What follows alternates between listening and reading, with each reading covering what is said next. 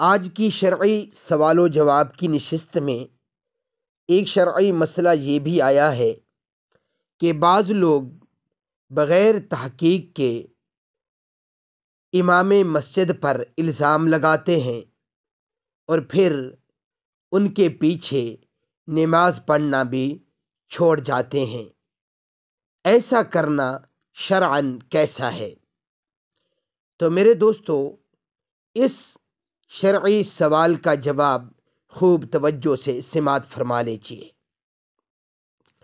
کسی کو بدنام کرنا، جھوٹے الزامات لگانا، اسی طرح جھوٹے الزامات کو صحیح تسلیم کر لینا اور کسی کی آبرو پر حملہ کرنا سخت گناہ ہے اور یہ بدترین کبیرہ گناہوں میں سے ہے۔ اسلام میں اس قسم کے امور کے لیے نہایت سخت احکام ہیں۔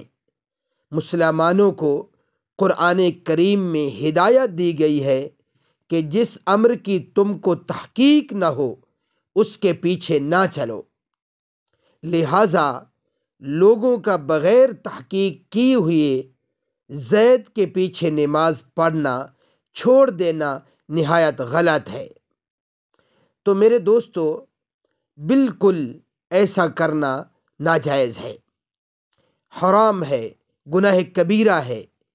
فرمایا کہ جب تک تمہیں ایک امر کی تحقیق نہ ہو اس وقت تک اس امر کے پیچھے نہ چلو۔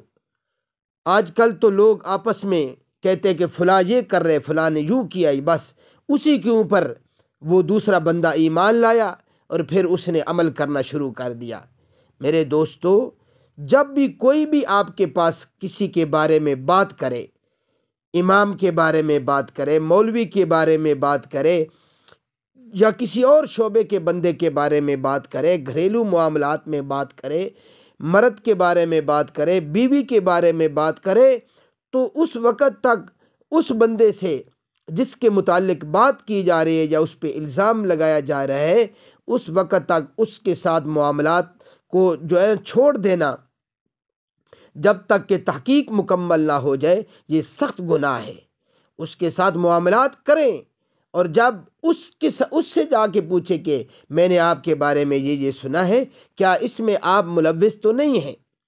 آپ کا اس میں کتنا کردار ہے؟